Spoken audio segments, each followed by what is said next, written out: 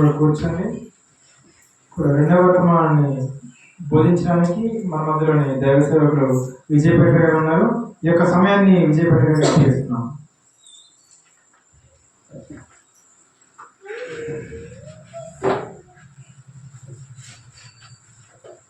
చక్కటి అవకాశాన్ని, చక్కటి సమయాన్ని తండ్రి అయిన దేవుడు మరి నాకు ఇచ్చినందుకు, మరి నా ద్వారా పరిశుద్ధాత్ముడు నాలో ఉండి ఆయన ప్రేరేపణతో చెప్పడానికి పరిశుద్ధాత్మ నిలబెట్టిన మాటలను బట్టి మాట్లాడుతున్న నేను కాదు, కానీ పరిశుద్ధాత్ముడే. కనుక పిల్లారా, దేవుడు మాట్లాడితే మనకు ఆయుష్ని ఇస్తాడు, ఆరోగ్యాన్ని ఇస్తాడు, మనల్ని పుట్టిస్తాడు, చంపుతాడు దేవుడు. యేసుప్రభు వారు మాట్లాడితే మనల్ని నశించిన వారిని వెతికి రక్షిస్తాడు. మరి పరిశుద్ధాత్ముడు మాట్లాడితే మనల్ని నిలబెడతాడు. అర్థమవుతుందా? పడిపోతున్న మనకు సహకరిస్తాడు పరిశుద్ధాత్ముడు. అర్థమైందా? అంటే నిలబడడం అంటే ఏంటంటే మనం నిలబడలేవా, మనకు రెండు కాళ్ళు లేవా, మన కాళ్ళు బాగానే ఉన్నాయి, మన కాళ్ళకి ఏం నొప్పి రాలేదు, మన కాళ్ళు ఏమి కొంటి కాళ్ళు కాదు, మన కాళ్ళు ఏమి అవటి కాళ్ళు కాదు, అన్నీ బాగానే ఉన్నాయని మనం అనుకుంటున్నాం. కానీ నిలబడడం అనగానే పిల్లరా, పరిశుద్ధాత్మ మనం సహకరించి పడిపోతున్న మనం నిలబెడుతున్నాడు. అంటే ఈ శరీరాన్ని విడిచిపెట్టిన తర్వాత ఆత్మ దేవుని ఎదుట నిలబడాలంటే అక్కడ నిలబెట్టడానికి పరిశుద్ధాత్మ ఏం చేస్తున్నామో సహకరిస్తుంది. అర్థమైందా? ఎక్కడ నిలబడడానికి? తండ్రి ఎదుట నిలబడడానికి, ఆ పరలోక రాజ్యానికి వెళ్ళడానికి, మనల్ని అక్కడ వెయిట్ చేయించడానికి మనకు పరిశుద్ధాత్మ ఏం చేస్తున్నా తెలుసా? ఇక్కడ నిలబెట్టి నడిపించాలనుకున్నాడు. ఎక్కడ? ఈ భూలోకంలో నిలబెట్టి తండ్రి అయిన దేవుని చెంతకు నడిపించాలనుకుంటున్నాడు. అందుకని పిల్లరా, ఆ మాటలు విని మీ ఆత్మీయ జీవితాన్ని కానీ నా ఆత్మీయ జీవితాన్ని కానీ సరి చేసుకోవడానికి ఈరోజు పరిశుద్ధాత్మ దేవుడు, తండ్రి అయిన దేవుడు యేసుక్రీస్తు వారు ఒకరు, తండ్రి అయిన దేవుడు మనకు చావు లేకుండా ఈరోజు జీవితాన్ని ఇచ్చాడు. యేసుప్రభు వారు నశించిపోతుంటే మనం వెతికి రక్షించాలనుకున్నాడు ఆ మాటల చేత. మరి పరిశుద్ధాత్ముడు ఏం చేయాలనుకున్నాడు? సహకరించాలనుకున్నాడు, సర్వసత్యంలోనికి నడిపించాలనుకున్నాడు. మరి మనము దేవుడిచ్చిన ఆశను పొందుకున్నాం. మరి యేసు ప్రభు వారు మాత్రము మీ ఇళ్ళలో కూర్చున్న వాళ్ళందరినీ ఇక్కడ నడిపించాడు, రక్షించలేడు. మరి పరిశుద్ధాత్ముడు దేవుడు మనం సర్వసత్యంలోకి నడిపించాలనుకున్నప్పుడు నడవడానికి మనం సిద్ధంగా ఉన్నాము, నిలబడడానికి సిద్ధంగా ఉన్నామా, నడవడానికి సిద్ధంగా ఉన్నామన్నది మనం ప్రతి ఒక్కరు ప్రశ్నించుకోవాలి. ఎందుకంటే పిల్లరా, ప్రతి ఒక్కరికి చావు అంటే భయం కదా, ప్రతి ఒక్కరికి చావు అంటే భయము. ఆ చావు అంటే భయం లేకుండా చేసేదే పరిశుద్ధాత్మ. అర్థమైందా? ప్రతి ఒక్కరు చావుకు భయపడుతున్న మనల్ని చావుకు భయపడకుండా మనల్ని సర్వసత్యంలోకి నడిపించి మనల్ని తండ్రి అయిన దేవుని యొక్క నిర్దోషిగా నిలబెట్టే కార్యక్రమం ఎవరికి ఉందంటే పరిశుద్ధాత్ముడు చేస్తున్న పని. కనుక ప్రియులారా, ఈ మాటలు పరిశుద్ధాత్ముడు ఏం చేస్తారని ఆలోచించినట్లయితే తండ్రి అయిన దేవుని గురించి చెప్తుంటాడు, యేసు ప్రభు వారి గురించి చెప్తుంటాడు, తన గురించి కూడా చెప్పుకుంటాడు. అర్థమైందా? తండ్రి అయిన దేవుడు ఏం చేస్తాడంటే తన గురించి చెప్పుకుంటాడు, యేసు ప్రభు వారి గురించి చెప్తాడు, పరిశుద్ధాత్మని గురించి చెప్తాడు. మరి యేసు ప్రభు వారు ఏం చేస్తారంటే తన గురించి చెప్పుకుంటాడు, యేసు ప్రభు వారి గురించి, దేవుని గురించి చెప్తాడు, పరిశుద్ధాత్మని గురించి చెప్తాడు. ఈ ముగ్గురు ఏంటంటే వీళ్ళు చేసే పనులు, ఎవరి పనులు వాళ్ళు చేస్తూ అందరినీ పాపులుగా ఉన్న మనల్ని పరిశుద్ధతలో నడిపించడానికి ప్రయాసపడుతుంటారు. వీళ్ళు ముగ్గురు చేసేది ఏంటి తెలుసా? మనం చనిపోయిన జీవితాన్ని ఇచ్చిన దేవుడు మనం చనిపోయిన తర్వాత తన చెంతకు రావాలి, తన దగ్గరికి రావాలని దేవుడు ఏం చేస్తున్నారు తెలుసా? మనకు ఆయన వాక్యం చేత, ఆయన మాటల చేత, పరిశుద్ధాత్మ చేత మాటలు నిలబెట్టి చనిపోయిన తర్వాత మనం ఎక్కడి నుంచి అయితే వచ్చామో అక్కడికి వెళ్ళాలనే మార్గాన్ని చూపించడానికే తండ్రి అయిన దేవుడు మనకు ఆయుష్ ఇచ్చాడు.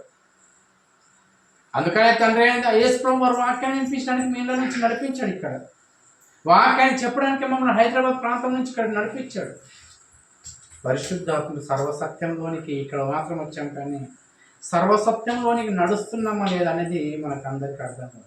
ఇక్కడ వచ్చాము, వాక్యం విన్నాం, వెళ్ళిపోతున్నాం, కానీ సర్వసత్యంలోనికి వెళ్తున్నామా లేదనేది మనము చాలా జాగ్రత్తగా ఆలోచించాల్సిన విషయాలు ఉన్నాయి.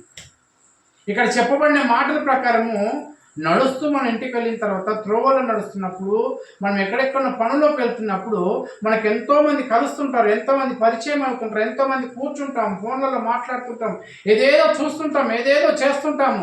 చేస్తున్నప్పుడు ఆ పనులలో మనము సర్వసత్యంలోనికి నడిచే విధంగా మనం కనిపిస్తున్నామా, లేకపోతే పడిపోయే విషయంలో మనం కనిపిస్తున్నామా? ఇక్కడ వచ్చి మనం ప్రతి ఒక్కరం ప్రశ్నించుకోవాలి. ఈ మాటలు ఊరికనే కాదు పిల్లలు, ఈ మాటలు దేవుడు ఊరికనే మనకు వినిపిస్తలేడు. మనం ఇక్కడ వచ్చి వింటున్నామంటే, మన సమయాన్ని అంతా ఇక్కడ పెడుతున్నామంటే దేవుడు ఏం చేస్తున్నా తెలుసా పిల్లలు? మనకు నిత్య జీవాన్ని ఇవ్వాలని కోరుకుంటున్నాం. అంటే నిత్య జీవం అంటే చావుకి భయపడుతున్నాం కదా, ఆ చనిపోయిన తర్వాత మళ్ళీ నీకు జీవం ఇస్తాను. చనిపోతామని బాధపడుతున్నావు కదా, ఆ బాధను లేకుండా నీకు ఇస్తాను నేను. ఒక రోగం వచ్చి నేను చావుకు తీసుకెళ్తుంది కదా, ఒక వ్యాధి వచ్చి నేను చావుకు తీసుకెళ్తుంది కదా, నీకు ఏం చేస్తున్నాను తెలుసా? నువ్వు చావు అంటే రోగానికి భయపడుతున్నావు, చావుకు భయపడుతున్నావు, కానీ నువ్వు ఒకవేళ ఈ లోకంలో చనిపోతే మళ్ళీ నీకు నిత్య జీవం ఇస్తాను. నా దగ్గరికి రా, నేను చెప్పినట్టు విను, నా మాటల ప్రకారం నీ బ్రతుకును నడిపించుకో, నా మాటల ప్రకారం నీ జీవితాన్ని కొనసాగిస్తే నేను అదే నిత్య జీవం ఇస్తాను అని చెప్పి మనం బలపరచాలని. కనుక పిల్లరా, యేసుప్రభు వారు ఈ 2000 సంవత్సరాల క్రితము ఈ లోకానికి వచ్చినప్పుడు పిల్లరా, యేసుప్రభు వారు మొట్టమొదట 12 మంది శిష్యులను ఏర్పరచుకున్నారు. అర్థమవుతుందా? ఎంతమందిని? 12 మంది శిష్యులను ఏర్పరచుకున్నప్పుడు, ఇన్ని రోజుల నుంచి మనం వాక్యం వింటున్నాము. 12 మంది శిష్యుల పేర్లు సరాసరిన తప్పుపోకుండా చెప్పమంటే చెప్తామా కదా? మనం ఎంత ఆత్మీయతలు ఎదుగుతున్నాం చూడండి. ఆ 12 మంది లేకపోతే ఈరోజు మనకు సువార్త వచ్చేది కాదు, కానీ వాళ్ళని మనము మర్చిపోయాం. అంటే తిన్నింటి వాసాలు లెక్క పెట్టే టైపు దేవుడు యేసు ప్రభువుని మర్చిపోతున్నాము, మనకు ఆయుష్నిచ్చి ఆరోగ్యాన్ని ఇచ్చిన దేవుడిని మర్చిపోతున్నాము, నశించిపోతున్న మనల్ని వెతికి రక్షించిన యేసు ప్రభువుని మర్చిపోతున్నాము, సర్వసత్యంలోనికి నడిపిస్తున్న పరిశుద్ధాత్మ దేవుని మర్చిపోతున్నాము. మనము ఇంకేం తెలుసా పిల్లరా? తాను వెళ్ళిపోయిన తర్వాత శిష్యులను పంపించి ఆ శిష్యుల ద్వారా మనకు వాక్యాన్ని వినిపించిన ఆ శిష్యులతో మర్చిపోయామంటే పేర్లు గుర్తున్నాయా లేదా కదా? మర్చిపోయాం కదా. అంటే మనము ఎందుకు వస్తున్నాం అనేది కూడా మనకు అర్థం కాని పరిస్థితిలో తెరకు వచ్చాం. మత్తయి సువార్త 10వ అధ్యాయం 1వ వచనం నుంచి ఆయన దయచేసి ఈ పేర్లన్నీ గుర్తుంచుకోవాలి మనం కదా. ఎందుకంటే వాళ్ళు మనకు మేలు చేశారు కదా. మేలు చేసిన వారికి మనము కీడు పనులు చేయొద్దు. ఆయన తన 12 మంది శిష్యులను పిలిచి అపవిత్రాత్మలను వెళ్ళగొట్టుటకును ప్రతి విధమైన రోగములను ప్రతి విధమైన వ్యాధిని స్వస్థపరచుటకును వారికి అధికారం ఇచ్చాను. ఆ 12 మంది అపోస్తలుల పేర్లు ఏవనగా మొదట పేతురు అనబడిన సీమోను. అంటే యూదులకు ఎన్ని పేర్లు ఉంటాయి తెలుసా? ఇశ్రాయేలుకు 1, 2, 3 పేర్లు ఉంటాయి. వాళ్ళ అర్థమవుతుందా? పేతురుకి ఏం పేరు ఉందమ్మా? పేతురు అని ఉంది, సీమోను అని ఉంది. అంటే వాళ్ళకు 2 పేర్లు ఉంటాయి. ఇప్పుడు మనకు 2 పేర్లు ఉన్నాయా లేదా? మా పిల్లలకు ఉన్నాయి. ఇంకాన్ ఒక పేరు ఉంది, వివేక్ అని ఒక పేరు ఉంది. మన పిల్లలకు ఉంటే పేర్లు పెట్టుకొని పిలుస్తామా లేదా కదా? అంటే ఇంట్లో పిలుచుకునే పేర్లు వేరే ఉంటాయి, మన బంధువుల్లో పిలుచుకునే పేర్లు ఏముంటాయి, సర్టిఫికెట్లో పేరు వేరే ఉంటాయి కదా. అర్థమైందా లేదా? ఇదే పింకుని తీసుకుపోయిన సర్టిఫికెట్ రాయించాను. మన పిల్లల్ని ముద్దుగా పిలుచుకునే పేర్లు సర్టిఫికెట్లు ఉంటాయా కదా. అందుకంటే ఈ యూదులకు ఏంటంటే వాళ్ళకు 1, 2 పేర్లు 3 పేర్లు ఉంటాయి వాళ్ళు. అర్థమైందా? అట్లా సీమోన్కి ఏం పేరు ఉంది తెలుసా?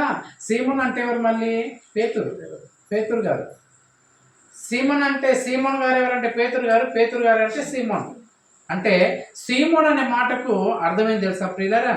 ఈ సీమోన్ అనే పదం ఎక్కడి నుంచి వచ్చిందంటే సిమియోను అనే పదం నుంచి వచ్చింది. సిమియోను ఎక్కడ కనిపిస్తారు మనకు? యేసు ప్రభు వారు పుట్టినప్పుడు ఎత్తుకొని వచ్చి సున్నతి చేయడానికి వచ్చినప్పుడు అక్కడ సిమియోన్ అనే ఒక ప్రవక్త కలిసినప్పుడు ఎత్తుకొని ఒక ప్రవచనం ప్రవచిస్తారు. ఏమని తెలుసా? ఇదిగో నీకు ఈ కుమారుడు పుట్టాడని అంటున్నావు కదా, నీ హృదయంలో ఖడ్గము చూడు, గొప్పవాడుగా ఉన్నాడు, ఈయన కోసం ఎంతో మంది ప్రవక్తలు ఎదురు చేశారు, నా తరంలో పుట్టినందుకు నేను ఎంతో ధన్యుని సంతోషపడతారు. ఆ సిమియోను నుంచి వచ్చిన పేరే సీమోను. అర్థమవుతుందా? సీమోను సిమియోను ఒకటే. పేతురు మొదట పేతురు అనబడిన పేతురు అనబడిన సీమోను, అతడి సహోదరుడు అంద్రయ్య, జెబెదయి కుమారుడు యాకోబు, అతని సహోదరుడైన యోహాను, ఫిలిప్పు, బర్తలోమై, తోమా, సుంకరి అయిన మత్తయి, అల్ఫై కుమారుడైన యాకోబు, తద్దయి అను మారుపేరు గల లెబ్బై, కానానీయుడైన మళ్ళీ సీమోను, ఆయనను అప్పగించిన ఇస్కరియోతు యూదా. అంటే ఈ 12 మందిని ఎందుకు ఏర్పరచుకున్నాడు చెప్పండి? ఇక్కడ ఏమైనా అర్థమైందా? ఈ 12 మందిని యేసు ప్రభువు వారు ఎందుకు ఏర్పరచుకున్నాడు కదా? మరి ఎందుకు మనం వాక్యం వింటున్నామంటే, నేను వెళ్ళిపోయిన తర్వాత ఈ పరిచర్యని 12 మంది తీసుకెళ్ళాలి. అర్థమైందా? నేను చనిపోయి సమాధి చేయబడి తిరిగి లేచాననే సత్యాన్ని మనుషులకు అందరూ చెప్పాలి. చావంటే భయపడుతున్న ప్రతి ఒక్కరు చెప్పాలి ఈ మాటలు. చావంటే భయపడుతున్న మనం చెప్పాలి.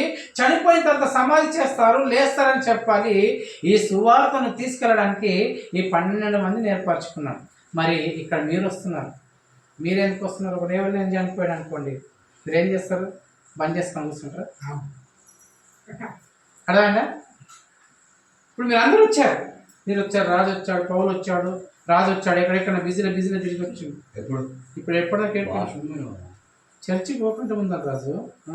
నువ్వేం మాట్లాడద్దు, ఎందుకు మాట్లాడద్దు. మళ్ళీ వచ్చినప్పుడు బయటికి అయిపోయినంత వెళ్ళొద్దు.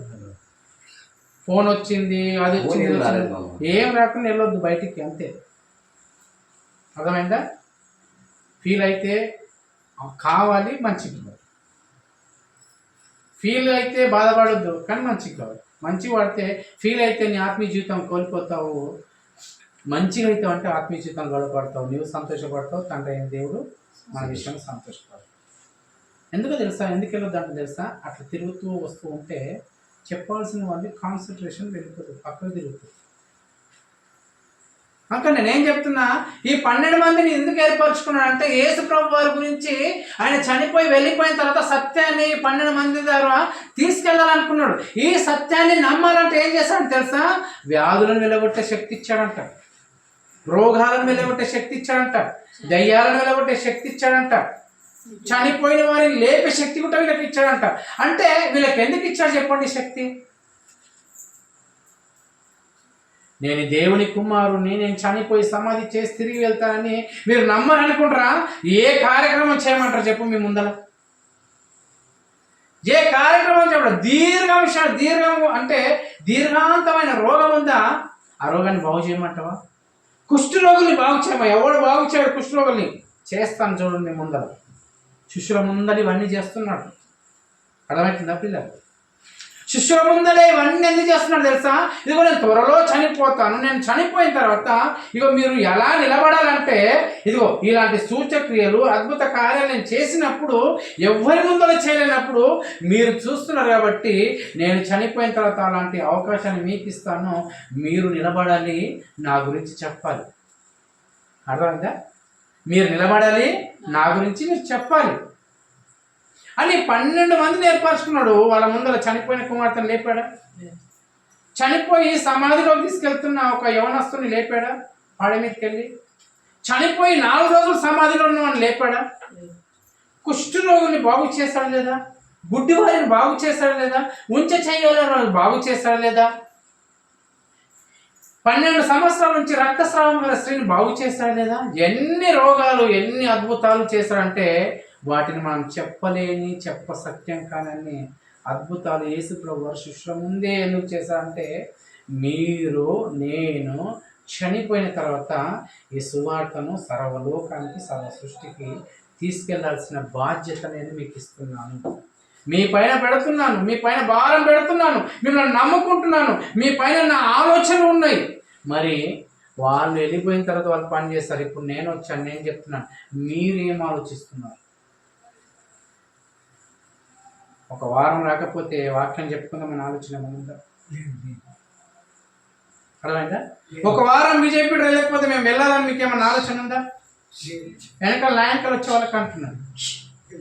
అంటే నేను ఉన్నన్ని రోజుల్లో దేవుడు ఏం చెప్తున్నాడు తెలుసా?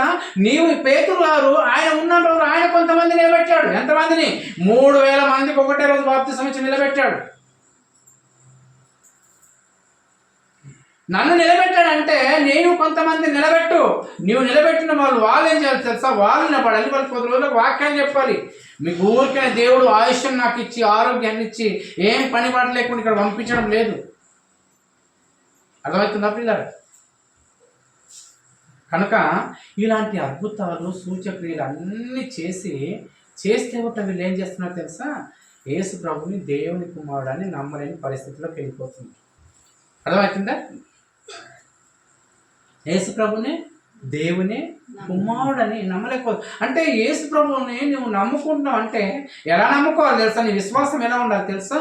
నాకు అనారోగ్యం వచ్చింది, ఈ అనారోగ్యం ఉన్నా వెళ్ళిపోయినా నా దేవుడు ఈ అనారోగ్యం వచ్చింది కాబట్టి అక్కడ వెళ్తే తగ్గుతుందని అక్కడ వెళ్ళావా? లేకపోతే ఇంకొకరి అనారోగ్యం తగ్గుతుంది అక్కడ వెళ్ళావా? నాకు ఈ రోగం వచ్చింది, నాకు ఇక్కడ చెప్పేవాళ్ళు ఉన్నారు అక్కడ వెళ్ళావంటే వెళ్ళు, కానీ నీవు సర్వసత్యంలోనికి వెళ్ళవు. ఎస్ ప్రాబ్లం అంటుంది తెలుసా పిల్లలు? వచ్చి ఇవన్నీ చేసినప్పుడు, ఇవన్నీ చేస్తుంటే కొంతమంది ఉండడం లేదు. ఎవరు వాళ్ళు ఎవరైనా ఆలోచించినట్లయితే మత్తయి వార్త శిష్యులు ఎందుకు ఏర్పాటు చేసుకున్నారు చెప్పండి? ఇప్పుడు మిమ్మల్ని ఎందుకు ఏర్పాటు చేసుకున్నారు చెప్పండి? ఊర్లో 500 మందికి పైగా ఉన్న వారిని విడిచిపెట్టి మిమ్మల్నే దేవుడు ఎందుకు పిలుచుకుంటున్నాడు? ఇక్కడ నేను వెళ్ళిపోతే, ఒకవేళ నేను రాకపోతే మీ ద్వారా సువార్త ఇక్కడ జరిగించాలని దేవుని యొక్క ప్రణాళిక. నేను లేకపోతే, హైదరాబాద్ ప్రాంతం నుంచి ఆయన లేకపోతే దేవుని పరిచర్య మేమేందుకు ఆపుతాము? మేము రావాలని ఒక రాజు, ఇంకొక రాజు, ఒక పౌలు, ఒక ఎవరు కనకరాజు, వీళ్ళు రావడానికి దేవుడు నిలబెడుతున్నాడు. ఇప్పుడు నిజంగా ఒకవేళ నేను లేకపోతే వీళ్ళు చేద్దామని ఆలోచనలు ఉన్నాయి. రావాలి, వెళ్ళాలని చేసిన పరిచయం మనం ఆపొద్దు, మనం కొనసాగించాలని ఆలోచన ఉన్నాయి. అలా ఆలోచన లేకపోతే వాళ్ళు వచ్చిన వ్యర్థం. దేవుడు ఏమంటుంది తెలుసా? అలాంటి స్థిరమైన మనసు కలిగి నువ్వు ప్రతిరోజు చర్చకు 12 మంది అందుకు నిలబెట్టుకున్నప్పుడు ఈ 12 మంది యేసుప్రభు ఎప్పుడు వెంటనే ఉంటున్నారు. పండుకున్నప్పుడు వెంటనే ఉంటున్నారు, ఆయన ఎక్కడ వెళ్తే అక్కడ ఉంటున్నారు, మనుషులు వస్తున్నారు, వాక్యం వింటున్నారు, సూచక్రియలు చేసుకుంటున్నారు, అద్భుతాలు చేసుకుంటున్నారు, అందరూ వెళ్ళిపోతున్నారు. కానీ 12 మాత్రం యేసుప్రభు వెంటనే ఉంటున్నారు. వెంట ఉంటున్నప్పుడు కొంతమంది వచ్చారు, ఏమంటారు తెలుసా? 16వ అధ్యాయం, మత్తయి సువార్త 16వ అధ్యాయము 1వ వచనం. అప్పుడు పరిసయ్యులను సద్దూకయ్యులను వచ్చి ఆయనను శోధించుటకు ఆకాశం నుండి ఒక సూచక్రియను తమకు చూపమని ఆయన చాలా శాస్త్ర ఎవరెవరమ్మా వీళ్ళు? పరిసయ్యులు అంటే ఎవరు? కరెక్ట్ చెప్తాము. పరిసయ్యులు ఏమంటారు తెలుసా? చనిపోతే ఆత్మ ఉంది, ఆత్మ చనిపోతే నరకం అనేది ఉంది, లేస్తుంది, మళ్ళీ లేస్తుంది ఆత్మ అనేది పరిసయ్యులు నమ్ముతారు. పరిసయ్యులు నమ్మితే సద్దుకాయలు ఏం నమ్ముతారు? పునరుద్ధానం లేదని నమ్ముతారు. ఓ సర్దుకాయలు ఏం చేస్తారు? పునరుద్ధానం లేదని నమ్ముతారు. ఆత్మ లేదు, ఏమి లేదు, బ్రతికిన రోజులు తినాలి త్రాగాలి, ఒకటే జీవితం కాబట్టి వ్యభిచారం చేస్తావు, వ్యభిచారం చేయి. నీకు కూతురు అయ్యే వరుసలో ఉండకుండా నీవు ఆమెతో శయనించాలని శయనించు. ఈ భూమి ఎందుకు తెలుసా? బాగా సంతోషపడడానికి మనం వచ్చాము. ఇప్పుడు సంతోషపడకపోతే ఇంకెప్పుడు సంతోషపడతావు? డబ్బు ఉంది, ఏం చేసుకుంటావు? తిను, త్రాగు, పబ్బులకు డ్యాన్స్ చేయి, ఎంజాయ్ చేయి. ఎంజాయ్ ఎంజాయ్ ఎందుకంటే ఎంజాయ్ అంటే చనిపోయిన తర్వాత మళ్ళీ బ్రతుకు మనకు లేదు. ఉందా లేదా? మనం వీళ్ళిద్దరికి ఎప్పుడు గొడవలు ఉంటాయి. ఎవరెవరికి? పరిసైలకు సర్దుకాయలు. వీళ్ళు చెప్పే పోదు మళ్ళీ వీళ్ళందరూ దేవుడు ధర్మశాస్త్రం కలిగిన వ్యక్తులే వీళ్ళిద్దరు. అర్థమవుతుందా? వీళ్ళిద్దరు ధర్మశాస్త్రం కలిగిన వ్యక్తులే. వీళ్ళలోనే ఎన్ని విభేదాలు ఉన్నాయి చూడండి ఇద్దరికి. పునరుద్ధానం ఉందని ఒకరు అంటారు, లేదు అని ఒకరు అంటారు. అంతే ఓకే తెలుసు. పునరుద్ధానం ఉందని వీళ్ళు అంటే పునరుద్ధానం లేదని వీళ్ళు అంటారు. వీళ్ళిద్దరిలో ఎప్పుడు గొడవలో ఇందులో మరొక ఆయన వచ్చాడు. ఎవరు? ఇప్పటికే రసవంతంగా జరుగుతుంది అంటే ఇందులో ఇంకో ఆయన వచ్చాడు. ఎవరు? ఆయనే యేసు ప్రభువు. ఇప్పుడు ఈయన సూచక్రియలు చేస్తున్నాడంట, అద్భుతాలు చేస్తున్నాడంట, ఏదో చనిపోయిన వారిని చెప్తున్నాడంట, ఏదో అద్భుతాలు చేస్తున్నాడంట. అయితే ఈ సూచక్రియల అద్భుతాలు వరే నీ పంచాది ఒకటి, నా పంచాది ఒకటి, మన ఇద్దరం కలిసి ఏం చేద్దాం తెలుసా? నిరుకులు పెడుతున్నాడు. ఆడెవడు వచ్చిన మధ్యలో ఎవడు ఆడవు ఇట్లా అనుకుంటారు అన్నమాట. వేసుకొచ్చాడు యేసు ప్రభువు. మన ఇద్దరం మన పంచాయతీ తర్వాత చెప్పుకుందాము. మన తెగల పంచాయతీలు ఉన్నాయి. మళ్ళీ ఎవడు వచ్చాడు ఆయన దగ్గర మనం పంచాయతీ పెడుతున్నాడు. ఆయన నిరుకులు పెడుతున్నాడు అని వచ్చేసి ఇదిగో ఇక దేవుని కుమారుడు అనుకుంటున్నావు కదా, ఏదో నువ్వు చెప్తున్నావు కదా. అయితే ఒక సూచక్రియ ఏదైనా చెయ్యి. యేసు ప్రభు చేశాడు. ఎందుకు వాళ్ళ ముందర శిష్యుల ముందర చేస్తాడు, వీళ్ళ ముందర ఎందుకు చేయలేదు? అర్థమైందా? శిష్యుల ముందర ఎందుకు చేస్తాడు సూచక్రియలు, వీళ్ళ ముందర ఎందుకు చేయలేదు? ఎప్పుడన్నా ఆలోచించారు ఈ విధంగా? వీళ్ళ ముందర ఎందుకు చేయలేదు అంటే వీళ్ళు వాక్యాన్ని విని బలపడాలనుకొని రాలేదు. యేసుప్రభు వాక్యం చెప్తే 10 రోజులకు వీళ్ళు బలపడతారని యేసుప్రభు తెలుసు. మనసరిగిన యేసయ్య ఆయన వీళ్ళు ఉంటారు కాబట్టి అనుకని వాళ్ళ ముందర సూచక్రియ చేయకుండా ఎన్నో అద్భుతాలు చేసిన యేసుప్రభు ఏమంటున్నారు తెలుసా? వారి మనసుని ఎరిగి వాళ్ళ దగ్గర ఏం చేయలేదంటాం యేసుప్రభు వారు? సూచక్రియ చేయలేదు. ఇవన్నీ చేస్తున్నప్పుడు 12 వచనం వస్తారు చూడండి. అప్పుడు అంటే వీళ్ళు ఏం చేస్తారు తెలుసా? యేసుప్రభు వారు ఇవన్నీ సూచక్రియలు వాళ్ళు అడిగమంట చేయకుండా ఆ ప్రాంతాన్ని విడిచిపెడుతున్నప్పుడు వెళ్ళిపోతున్నప్పుడు యేసుప్రభు వారు ఏమంటారు అంటే రొట్టెలు తెచ్చారని అడిగారు. ఏంటి రొట్టెలు? ఎందుకు తెస్తారు రొట్టెలు? తిన్నకే. రొట్టెలు తినప్పుడు తేలేరు అన్నప్పుడు వీళ్ళకేమి యేసుప్రభు ఏమన్నా తెలుసా? ఇదిగో రొట్టెలు అంటే మీరు అనుకుంటున్నారు కదా, ఆ రొట్టె పిండి అంటే ఏం తెలుసా? శాస్త్రులు అంటే వీళ్ళెవరు? పరిసయ్యులు, సద్దుకాయులు. వీళ్ళ బోధ ఎలాంటిది తెలుసా? వీళ్ళు ఎలాంటి వాళ్ళు తెలుసా? ఇదిగో పులిసిన పిండి ఏం చేస్తుందమ్మా? మీరు రొట్టెలు తేలేరని నేను అంటున్నాను కదా, రొట్టెలు మనం చూడు తేలినందుకే మన యేసుప్రభు ఎలా మనం అవమానిస్తున్నాడు అన్నప్పుడు యేసుప్రభు వారు ఏమంటారు తెలుసా? మరి మీకు ఇంత జ్ఞానం లేదా, మీకు ఇంత తెలివి లేదా? నేను 5 రొట్టెలు 2 చేపలు ఉన్నప్పుడు ఎంతమందికి పంచాను? 5,000 మందికి పంచాను. 7 రొట్టెలు 2 చిన్న చేపలు ఉన్నప్పుడు ఎంతమందికి పంచాను? రాజు. వాళ్ళు ఎందుకు బైబిల్ ఎంతమందికి పంచాడు? 5 రొట్టెలు 2 చిన్న చేపలు 5,000 మందికి పంచాడు. 7 రొట్టెలు 2 చేపలు ఎంతమందికి పంచాడు? 4,000 మందికి. అర్థమైందా? ఇంత అద్భుతాన్ని చేసిన నేను రొట్టె గురించి చెప్తున్నా అంటే మీరు ఆ రొట్టెల గురించి ఎందుకు అంటున్నారు? ఆ రొట్టె ఆ పిండి అని ఎవరు చెప్తున్నాను తెలుసా? ఈ పరిసయ్యులు, సద్దుకాయలు అంటున్నారు. ఆ రొట్టె ఏమైపోయింది తెలుసా? పిండి ఏమైపోయింది తెలుసా? పులిసిపోయింది. ఏం చేస్తారు తెలుసా? అది తింటే మన ఆరోగ్యము చెడిపోతుంది. అర్థమవుతుందా? ఈ సద్దుకాయల మాటలు, పరిసయ్యుల మాటలు మీరు వింటే మీ ఆత్మీయ జీవితము నశించిపోతుంది. వాళ్ళ మాట వినకండి అని యేసు ప్రభు ఇక్కడ ఖండితంగా తన శిష్యులకు మాత్రమే చెప్తున్నాడు. ఈ మాట చూడండి కదా, ఆత్మ సంబంధమైన మాటలు ఎక్కడ కనిపిస్తున్నాయి. అర్థమవుతుందా? శరీర సంబంధమైన వాక్యాలు ఉన్నాయి. ఎటు చూసినా నేను దేవుడు దీవిస్తాడు, ఆశీర్వాదిస్తాడు. నువ్వు పిసికే పిండిని దీవించాడు, నువ్వు వెళ్ళే కారు నడకను దీవించాడు, నువ్వు ఇంట్లోకి వెళ్తున్నప్పుడు దీవించాడు, బయటకు వస్తున్నప్పుడు దీవించాడు, ఏం చేస్తున్నా నేను దీవిస్తూనే ఉన్నాడని ఈ ఆశీర్వాదం ఎవరికి తెలుసా? ద్వితీయోపదేశ గ్రంథంలో ఇశ్రాయేలుకి చెప్తున్న మాటలు. ఆ ఆశీర్వాదం ఎందుకు ఇస్తున్నాడు తెలుసా? నేను చెప్పినట్టు వింటేనే దీవెనలు మీకు వస్తాయి, నేను చెప్పినట్టు వినకపోతే మేము నాశనం చేస్తాను అక్కడ హెచ్చరించి చెప్తున్నాడు. మనం మాత్రము పెద్ద ఇంటిని చూడగానే సేవకులు ఏం చేస్తారు? ఈ మాటలు ఎత్తుకొని పెడతారు. ఇక్కడ చిన్న ఇంట్లో వంట చేసిన మాటలు చెప్పారు. 5 నిమిషాలు 10 నిమిషాలు ముగించేసి రైట్.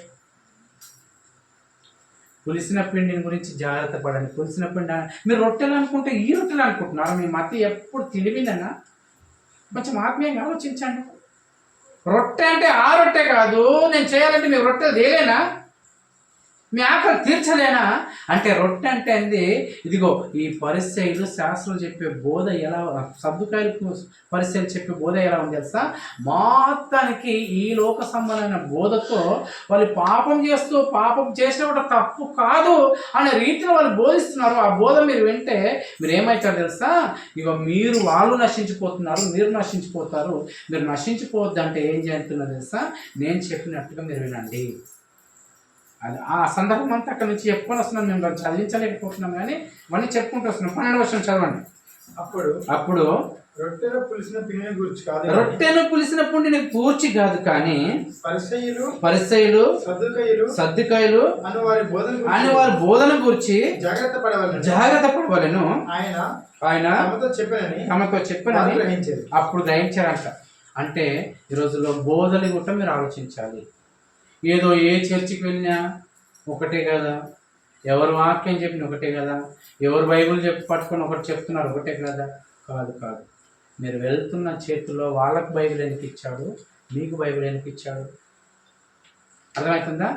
నాకు బైబిల్ ఎందుకు చేతిలో పెట్టాడు, మీకు బైబిల్ ఎందుకు చేతిలో పెట్టాడు? వేరే దేవుళ్ళ దగ్గరికి వెళ్తే వాళ్ళ దగ్గర ఉంటాయి వాళ్ళ గ్రంథాలు, కూర్చున్న వాళ్ళు వినాలి, సైలెంట్గా వెళ్ళిపోవాలి. అర్థమైందా? ఒక హిందూ గుడికి వెళ్ళారనుకోండి, ఆయన ఏది చెప్తే అదే వినాలి. వాళ్ళు బైబిల్ తీసే, వాళ్ళు భగవద్గీత తీసే అవసరము లేదు. ఒక ఖురాన్ ఉన్నా అనుకోండి, వాళ్ళు ఏదైతే వాళ్ళు మొలానా ఎవరు అంటారో వాళ్ళు ఏం చదువుతారు అవి చదివి సరిపోవాలి. కానీ నీకు నాకు మాత్రం దేవుడు నీ చేతిలో నా చేతిలో బైబిల్ ఎందుకు పెట్టాడు తెలుసా? ఆ నిలబడ్డాడు ఎలా చెప్తున్నాను నీవు చూసుకో అని చెప్తున్నాడు. ఆ నిలబడ్డవాడు ఎందు గురించి వాక్యం చెప్తున్నాడు? డబ్బు సంపాదించుకోవాలని వాక్యం చెప్తున్నాడా? డబ్బు కోసం చెప్తున్నాడా? నీ కుటుంబం కోసం చెప్తున్నాడా? ఈ లోక సంబంధమైన వాటి గురించి చెప్తున్నాడా? లేకపోతే చనిపోయిన తర్వాత మరొక బ్రతుకు ఉంది, ఆ బ్రతుకు కోసము ఈ జీవితంలో నువ్వు బ్రతకాలంటే పాపం అనేది నీకు అంటించుకోవద్దు, ఆ పాపం కోసం నువ్వు విడిచిపెట్టి బ్రతకడానికి నువ్వు కష్టపడు, శ్రమపడని చెప్తున్నాడా అని నువ్వు పరిశీలించుకోవాలి. పరిసయ్యులు సద్దుకాయలకు ఇలాంటి వారు అంటారు. ఏం చెప్తున్నాడు ఇక్కడ చదవండి. అదే 12వ వచనం ఎక్కడ వరకు అయితే ఆపేశారు. రొట్టెల పిండి పులిసిన గురించి కాదు కానీ పరిసయ్యులు సద్దుకాయలు అను వారి బోధన గూర్చి జాగ్రత్త పడవలనని ఆయన తమతో చెప్పినని వారు గ్రహించిన తర్వాత ఇప్పుడు ఏమవుతుంది? ఇన్ని అద్భుతాల కార్యాలు ఇవన్నీ చేసిన తర్వాత యేసు ఒక పట్టణానికి వెళ్తున్నాడంట. ఏ పట్టణం అది? యేసు ఫిలిప్పుదైన కైసరయ ప్రాంతానికి వచ్చాడంట. ఇప్పుడు మంచి పనులు చేస్తే మనం చెప్పకుండా అది వెళ్ళిపోతుంటుంది. అర్థమవుతుందా? ఇప్పుడు ఏవేవైతే అద్భుతాలన్నీ చేశాడో ఈయన రాకంటే ముందు వార్త ఎక్కడ వెళ్ళిపోయింది? ఒక ప్రాంతానికి వెళ్ళిపోయింది, ఒక దేశానికి వెళ్ళిపోయింది. యేసు వారి మాటలు ఎవరు వస్తున్నారు? విశిష్ట క్రియలు చేస్తున్నారా? ఈ అద్భుత కార్యాలు చేస్తున్నారా అని రాజుకు ఏమర్థమైందంటే, పిల్లరా నన్ను గురించి యేసుప్రభు అనుకున్నాడంట. ఇప్పుడు పోతున్నాడు, నడుచుకుంటూ పోతున్నాడు యేసుప్రభు. శిష్యులు 12 మంది ఉన్నారు. ఇప్పుడు నేను కూడా అదే అనుకుంటాను. వాక్యం చెప్పేసిన తర్వాత ఎలా చెప్పాను, ఎలా అనిపించింది, మనం చేస్తున్న పరిచర్య గురించి షిరిడిపల్లిలో ఏమనుకుంటున్నారు, లేకపోతే జయదిరుగుట్లో పరిచర్య చేస్తున్నారు అక్కడేమనుకుంటున్నారు, లేకపోతే మనం ఎక్కడైనా వాక్యం చెప్పి వచ్చిన తర్వాత మన గురించి వాళ్ళు ఏమనుకుంటున్నారని ఒక సేవకుడు చెప్పిన తర్వాత అదేంది ఏమంటారు తమ్ముడు, ఆ స్పీడ్ బ్యాక్ వచ్చే దానికోసం ఇష్టపడుతుంటాడు సేవకుడు. కదా. అప్పుడు ఆ దాని విషయాన్ని బట్టి మనము వాళ్ళు ఏమనుకుంటున్నారో దాన్ని బట్టి మళ్ళీ ఒకసారి వాక్యం చెప్పినప్పుడు దాని విషయంలో మనం ముందుకు వెళ్ళాలని జాగ్రత్త. గొప్ప కోసం కాదు ఇది. ఈయన చూడు చెప్పింది నేను మంచి చెప్పాను అని మమ్మల్ని అడుగుతున్నాడు చూసినావు అంటే నేను బాగా చెప్పలేదని అని కాదు. ఒక సేవకుడు నేను ఎలా చెప్పాను, వాక్యం చెప్పిన తర్వాత వెళ్ళే వాళ్ళతో అడగాలి, నేను వాక్యం చెప్పిన తర్వాత నా గురించి ఏమనుకుంటున్నాను అన్నప్పుడు వీళ్ళందరూ ఏమంటారు తెలుసా, శిష్యులు 12 మందిలో ఏమంటారు తెలుసా, చదవండి 13వ వచనం. యేసు ఫిలిప్పుదైన కైసర ప్రాంతంలోకి వచ్చి మనుష్య కుమారుడు ఎవడని జనులు చెప్పుకొనిచున్నారని తన శిష్యులను అడగగా, ఒక ప్రాంతం నుంచి ఇంకో ప్రాంతానికి వచ్చినప్పుడు ఈ ప్రాంతానికి వచ్చాం కదా, ఈ ప్రాంతంలో ఏమనుకున్నారు, ఈ ప్రాంతంలో నేనేం చెప్పాలి ఇప్పుడు, అర్థమైందా? ఈ రోజు జయదిరుగుట్టుల వాక్యం చెప్పేసి అక్కడ ఏమనుకున్నారు, వాక్యం చెప్పిన తర్వాత ఇక్కడ వచ్చి చెప్తున్నాను, ఇక్కడ ఏమనుకుంటారు మనం చెప్తే వాక్యాన్ని, అది శిష్యుల ద్వారా తెలుసుకోవాలంటున్నాను. అంటే యేసుప్రభువుకు తెలియదని కాదు, తెలుసు.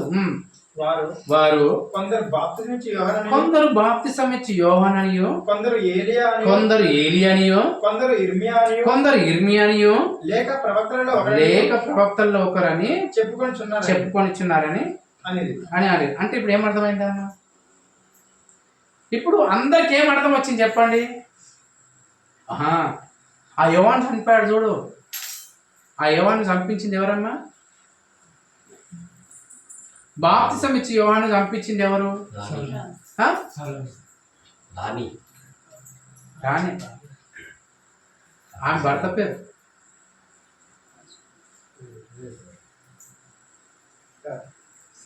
రాజు.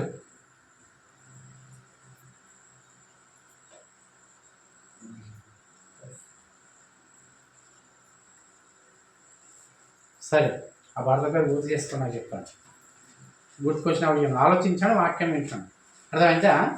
అంటే యోహాను చనిపోయిన యోహానుగా వచ్చాడు హేరోదు, అర్థమైందా? ఎవరు చనిపోయిన వాళ్ళు వస్తారని ఇంకా వీళ్ళకి నమ్మకం ఉంది, రాజులు కానీ ప్రాంతంలో ఉన్నవాళ్ళు. మనకు ఉందా లేదా? ఉందా లేదా? లక్ష్మక్క చనిపోయింది, ఆ ఇంట్లో వాక్యం విన్న వాళ్ళకి గెలవదేం, కానీ వేరే వాళ్ళకి ఏమైనా ఉంటాయా లేదా? వచ్చిందంటే ఇట్టే తిరుగుతుందంట మాటలు కొంతమంది అనుకుంటారు లేదా? వేరే వాళ్ళు ఇంకెవరు ఉన్నారనుకోండి, ఆమె చనిపోయిందంటే ఇట్టే తిరుగుతుందంట. ఎందుకు తిరుగుతుందంటే పిల్లలు చిన్న చిన్న పిల్లలు ఉన్నారు కాబట్టి ఆ పిల్లలు ఏమైపోతారు, వస్తారు, దయ్యాలేరని ఉందా లేదా? వీళ్ళకి అలాంటి ఒక పిచ్చి ఆలోచనలు ఉన్నాయి ఆ రోజుల్లో. ఇప్పుడు నన్ను ఏమనుకుంటున్నారంటే, ఒకడు అంటున్నానంట నేను యోహాను అనుకుంటున్నారు, యేసు కాదా? కాదు కాదు కాదు కాదు, నేను యోహాను అనుకుంటున్నారు. ఇంకోరు ఏమనుకుంటున్నారు, నేను ఏలి అనుకుంటున్నారు. ఏలి అంటే ఎవరు? యోహాన్ అంటే ఎవరు? ఏలి అంటే ఎవరు చెప్పండి?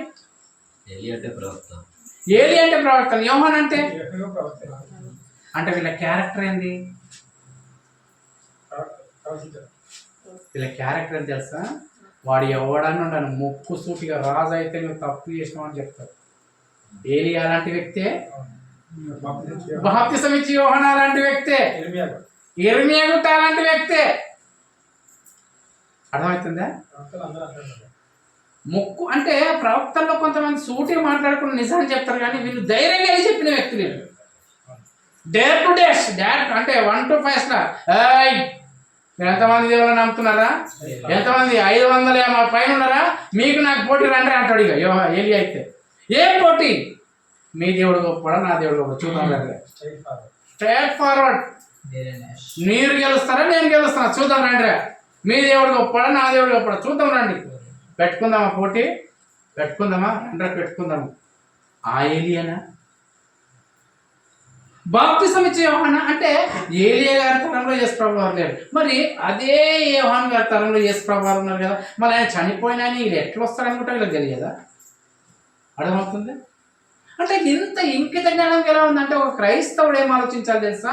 చనిపోయిన వాడు ఆ వ్యక్తి మళ్ళీ తిరిగి రాడనే నమ్మకము, నిరుద్యం కరెక్ట్గా ఉండాలి. ఇక ఊకెందుకు మీరు ముగ్గురు చెప్పేదంతా ఊకే అప్పుడప్పుడు ఏమంటారు తెలుసా? పాపం అంటే ఏంటంటే, అందరం మనం పాపం చేసి దేవుని మహిమను అనుగ్రహించారు, పరలోకాన్ని పొందలేకపోయినా. ఎందుకు పరలోకాన్ని పొందాలి? పాపం అంటే అయిపోతుంది కదా, అన్నిటినీ కలిపి అలాంటి రాజు చెప్తుంటాడు. ఈ రాజు చెప్తుంటాడు. అర్థమైందా? ఊరికి అంతేందుకు రా, యోహాను ఏలియా ఇర్మియా ఎందుకు, ప్రాప్తులు కూడా అంటే అయిపోతుంది కదా. వాళ్ళు అనుకుంటారు వాళ్ళ సంగతి పోనీ ఇప్పుడు మీ దగ్గరికి వస్తుంది.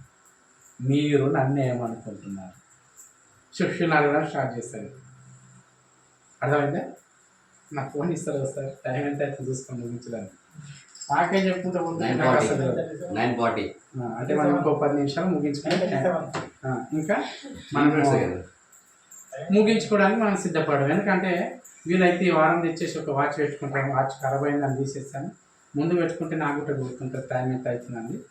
ఎందుకంటే వాక్యం చెప్పుకుంటూ పోతుంటే టైం చూస్తలేదు. అర్థమైందా?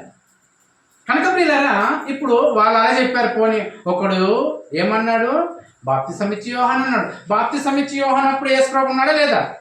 మరి ఆయన చనిపోతే ఎట్లా వస్తాడు? ఇంకిత జ్ఞానం లేదు.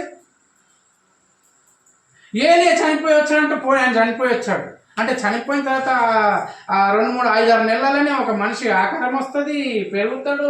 తల్లి గర్భం నుంచి 33 సంవత్సరాలు అప్పుడు వచ్చాయి ఏలియా బాప్తిసం యోహాను గారికి.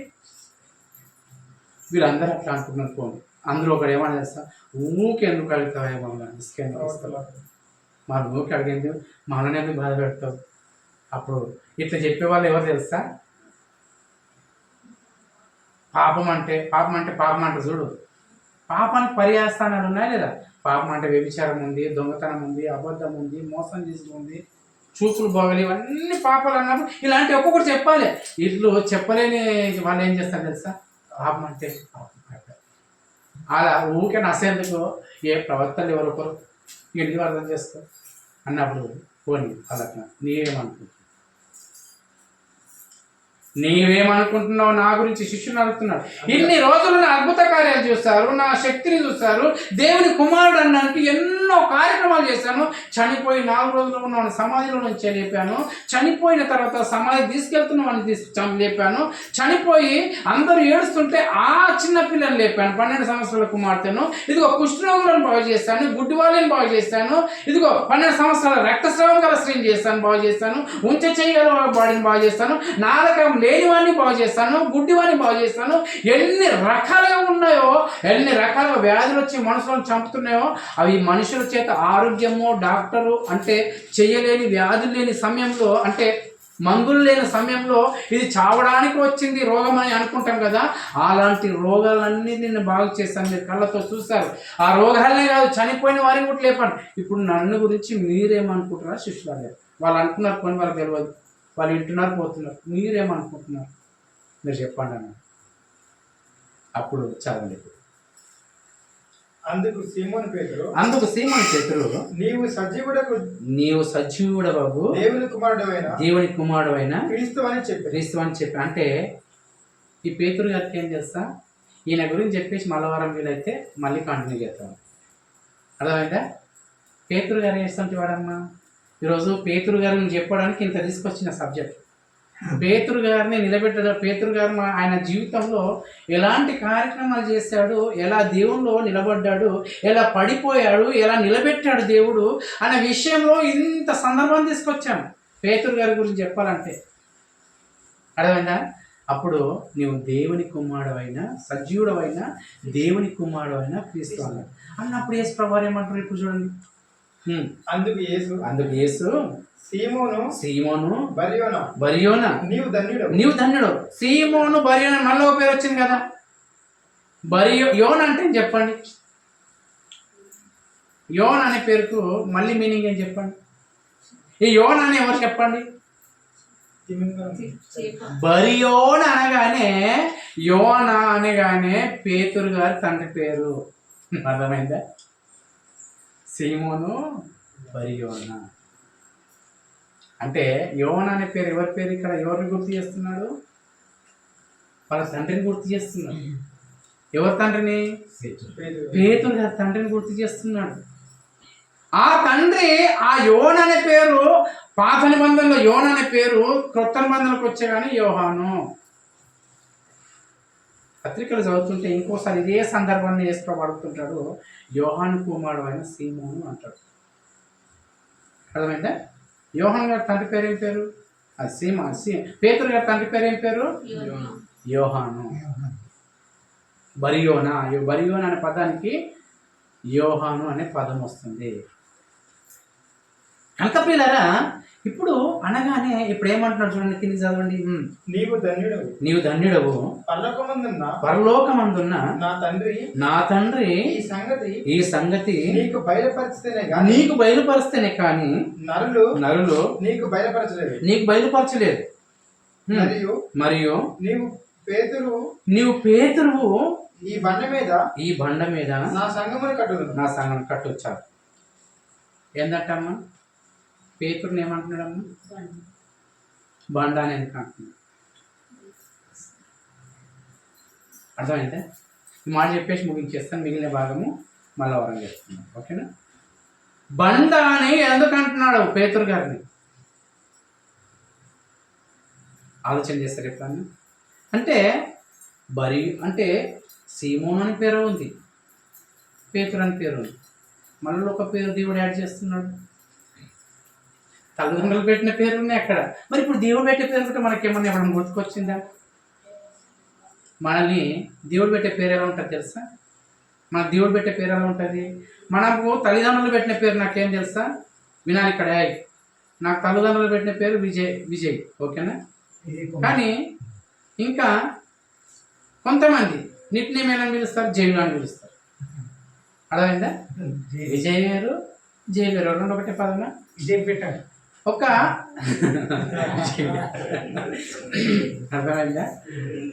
తల్లిదండ్రులు పెట్టిన పేరు వేరు, ఊర్లో పిలిచే పేరు వేరు, సర్టిఫికెట్ ఉన్న పేరు వేరు, ఇంకా వేరే పిలిచేది వేరు. ఇంతకుముందు చెప్పాను కదా, పింకు వేరు వివేక్ వేరు. అదే పింకు మనం సర్టిఫికెట్లో రాయించాం. అర్థమైందా? మనకు కంపల్సరీ రెండు పేర్లు ఉంటాయి. అంటే మూడో పేరు కూడా ఎలా ఉంటుంది తెలుసా?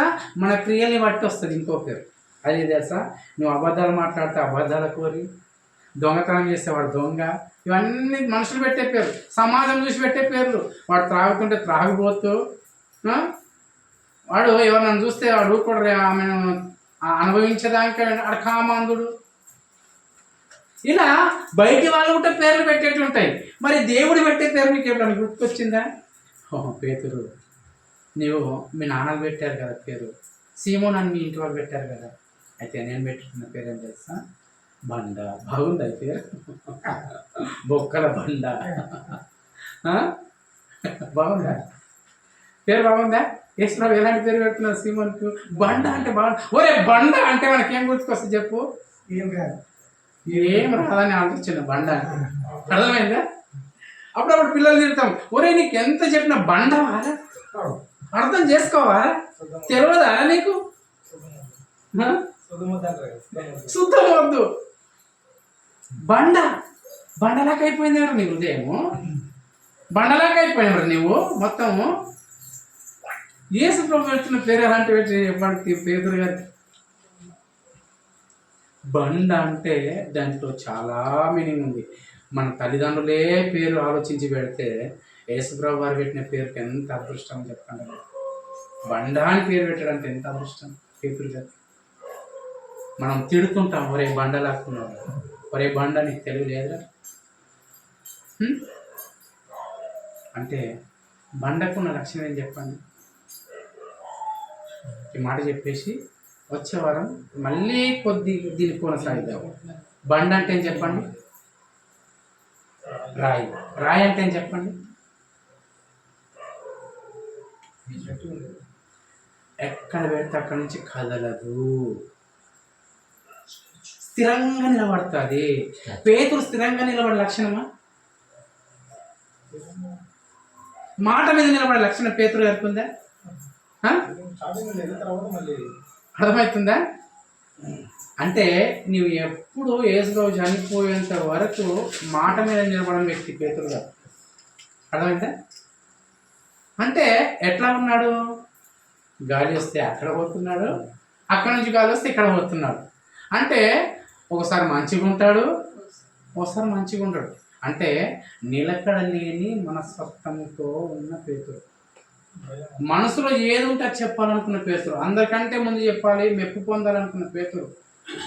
మెప్పు పొందితే సంతోషపడతాడు, తప్పు చెప్పి మాత్రం తిట్లు కూడా పడేది ఆయనే. మళ్ళీ అర్థమైందా? అంటే దేవుడు ఏమంటున్నాడు తెలుసా, ఇగో నీకు ఇలాంటి మనస్తత్వం ఉంది కదా, ఆకులాక నీ మనస్తత్వం ఉంది కదా, అటుపోతే ఇక్కడ కలిసి అటుపోతావు, అటుపోతే ఇటు పోస్తావు అంటే నీతో ఏసుప్రభుతో ఏమంటాడు పేతురు గారు, ఇగో నేను చచ్చిపోవడానికి సిద్ధపడుతున్నాను, అయితే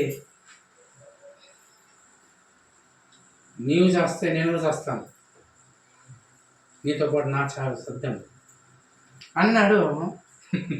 గెస్సమనే తోటలోకి అందరు రాగానే ఏం చేశాడు, అందరికంటే ముందు పరిగెత్తాడు. అర్థమైందా? పోనీ పరిగెత్తాడు. మళ్ళీ ఎక్కడ వెళ్ళాడు, యేసుప్రభుని అయితే ఇక్కడ బంధించి విచారణ చేస్తున్నాడు, అక్కడ వెళ్ళి కూర్చున్నాడు. ముగ్గురు అడిగారు, ఏమని తెలుసా, నువ్వు శిష్యులు ఒకడు కదా అంటే నేను కాదన్నాడు. ఇంకోరు అలాగైనా కనిపిస్తున్నావు నువ్వు ఒక్కదాకా కాదన్నాడు. ఇంకోసారి అయితే ఏమంటే తెలుసా, ఒట్టే పెట్టుకుంటాడు, ఆకాశంతో భూమితో ఆయన కాదు. అంటే అలాంటి పరిస్థితి కదా పేతురు అనేది, నీకు బండ లాంటి అంటే స్థిరంగా ఉండే నీకు విలువనిస్తాను. బండ అంటే ఏం చెప్పండి అమ్మ, రాయి అంటే ఏం చెప్పండి, స్థిరంగా కదలవు.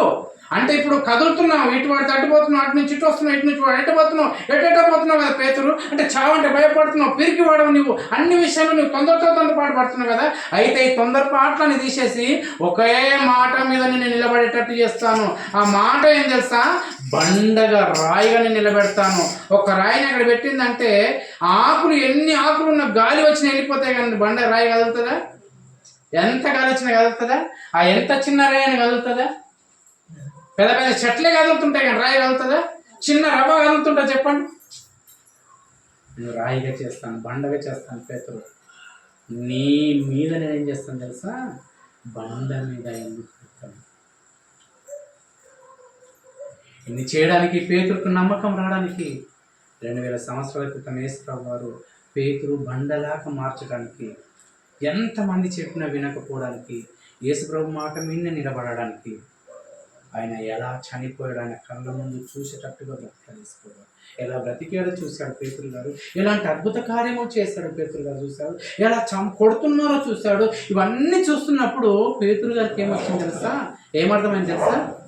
ఏమర్థమైందమ్మా అంటే, నేను చనిపోయిన తర్వాత సమాధి చేయబడి తిరిగి లేవాలంటే ఈయనలాంటి బ్రతుకుతేనే నేను నిలబడతాను, ఈయనలాంటి శ్రమ పడితే నేను చనిపోతే లేస్తాను, ఈయనలాంటి జీవితాన్ని జీవిస్తాను, నేను నాకు పరలోకం వస్తామని అక్కడ రాయిగా నిలబెట్టాడు అక్కడ దేవుడు. అర్థమైందా? తన మనసును అందరు శిష్యులండి పేతురు గారు ఎందుకు వచ్చారు చెప్పండి అమ్మ, అర్థమవుతుందా? అందరు శిష్యులు 11 మంది 10 మంది పారిపోయారు. ఒక పేతురు గారే యేసుప్రభుని కొడుతుంటే, యేసుప్రభుని హింసిస్తుంటే యేసుప్రభుని చూడాలని ఎందుకు వచ్చాడు సార్? ఇవన్నీ నీకు అర్థం కావాలి. నీ బండలాక నా గురించి నువ్వు చెప్పడానికి నువ్వు నిలబడాలంటే నాకు చేస్తున్న హింసలు చూడాలి, నేను చేస్తున్న అద్భుతాలు చూశాడు, నేను చేస్తున్న సూచక్రియలు చూసావు. ఇక నన్ను హింసిస్తున్నప్పుడు నేను ఎలా ఓర్చుకుంటున్నానో ఆ ఓర్పుతనంతో నేను రావాలి. పేతురు బండలాగానే నిలబెడతాను అని యేసుప్రభు చనిపోతుంటే చూసిన వ్యక్తి, యేసుప్రభు హింసిస్తున్నప్పుడు చూసిన వ్యక్తి, యేసుప్రభు చనిపోతే లేపినప్పుడు చూసిన వ్యక్తి, యేసుప్రభు అద్భుత కార్యక్రమాలు చూస్తున్న వ్యక్తి, యేసుప్రభు నీళ్ళ మీద నడుస్తుంటే నేను నడుస్తానన్న వ్యక్తి, అన్ని నాతో పాటు ఉండాలనుకుంటున్నావు కదా. ఉండాలనుకుంటే నేను శ్రమ పడుతున్న జీవితాన్ని కూడా చూడు, నేనున్న చోటికి నువ్వు రావాలంటే, అంటే నీకేముండాలి? నేనున్న చోటికి రావాలంటే స్థిరమైన మనసు నీకు ఉండాలి. స్థిరమైన మనసు లేకుండా అక్కడ బాగా అవుతుంది అంటే అక్కడ వస్తావు, ఇక్కడ బాగా అవుతుంది అంటే ఇక్కడ వస్తావు, అక్కడ తగ్గుతుంది అంటే అక్కడ అవుతున్నావు. అంటే నీకు స్థిరమైన మనసు లేదు. నీకు శ్రమలు వస్తే నువ్వు తట్టుకోవు. నువ్వు చనిపోయిన తర్వాత నీకు నిత్య జీవం ఉంటుంది. మనం వచ్చేదంతా ఇది ఎందుకో తెలుసా పిల్లలు, చనిపోయిన తర్వాత లేవాలని ఒక విశ్వాసం కావాలి. అందుకని 2000 సంవత్సరాల క్రితం వచ్చి పేతురు గారు అన్నీ చూశారు. అన్నీ చూసిన తర్వాత ఆ బండ మీదనే వేసుకొని సిలువేస్తారు. ఏ బండ మీద? రాయి బండ అన్న మీద, కొండ మీద ఏముంది? మెత్తని మట్టి ఉందా? బండ ఉంది. ఆ బండ పైన సిలువేస్తారు. ఇవన్నీ మీద నన్ను చేస్తున్నారు పేతురు. నా జీవితాన్ని తీసుకెళ్ళాలంటే నీ చేతిలో పెట్టుకున్నట్టు ముందు తీసుకెళ్ళాలి, అంతేనా? నా జీవితాన్ని ఎక్కడ పెడుతున్నాను తెలుసా పేతురు? ఇక బండ పైన, నీ పైన నేను వేసుకుంటున్నాను. అంటే నా భారం అంతా నీ పైన పెట్టి నేను వెళ్ళిపోతున్నాను. నువ్వు తీసుకెళ్లాల్సిన బాధ్యత నీది. తీసుకెళ్తావా? తీసుకెళ్ళాడా లేదు పేతురు గారు? మరి ఇప్పుడు వచ్చి వాక్యం విన్న తర్వాత రాజు ఇప్పుడు వచ్చి వాక్యం విన్న తర్వాత నువ్వు లేకున్నా నీ భారాన్ని మేము నడిపిస్తామని ఎంతమందికి నిర్ణయం వస్తుంది చెప్పాలి? ఎంతమంది నిజంగా ఆయన వెళ్ళిపోవాలన్నా ఊరికే నీకు ఎంత వస్తావు బాబు, నువ్వు వేరూరికి ఎక్కడ వెళ్ళిపో మేము చెప్తామని ఆ స్థిరమైన మనసు ఎందుకు రాలేకపోతుంది? నేను సంవత్సరం నుంచి వాక్యం ఎందుకు బాబు నువ్వు నీకంటే నేను మంచి చెప్తానని ఎందుకు కష్టపడలేకపోతున్నావు వాక్యం విషయంలో? ఎందుకు బాబు నేను నీతి బ్రతుకుతానని ఎందుకు ఆలోచన రాలేకపోతుంది మనకు మనసులో? ఎన్ని సంవత్సరాలు విన్నా ఆ ఆకులాకనే ఉంటున్నాం కానీ బండలాగా మారే జీవితం ఎప్పుడు ఎందుకు వస్తలేదు? లోకానుసరమైన ఆశలు కొట్టుకపోతున్నావా? లోకానుసరమైన అలవాట్లకు కొట్టుకపోతున్నావా? లోకానుసరమైన సుఖానికి కొట్టుకపోతున్నావా? కష్టానికి శ్రమకు నిలబడు, హింసలకు నిలబడు, వ్యాధులు వస్తే వ్యాధుల కోసం నిలబడు. ఏది వచ్చినా నేను చనిపోయినా పర్వాలేదు కానీ నేను దేవుని కోసం నిలబడతాను ఒక స్థిరమైన మనసును తీసుకో. ఆ నమ్మకంతో ఆ బండ పైన వేసుకో చనిపోయారు. ఆ బండ మీద రక్తాన్ని కార్చాడు. ఆ రక్తాన్ని మోసుకొని వెళ్ళింది ఎవరు తెలుసా? ప్రజలందరికీ పరిచయం చేసింది ఎవరు? మొట్టమొదట ఆ పేతురు గారు. ఆ పేతురు లాంటి మనసు నీకుంది ఈరోజు? అర్థమవుతుంది? పేతురు లాంటి స్వభావం నీకు వస్తుంది ఈరోజు వాక్యం విన్న తర్వాత? యేసు ప్రభువు వారు ఉంచిన ఆ యొక్క నమ్మకం విశ్వాసం మనకు వస్తుందా?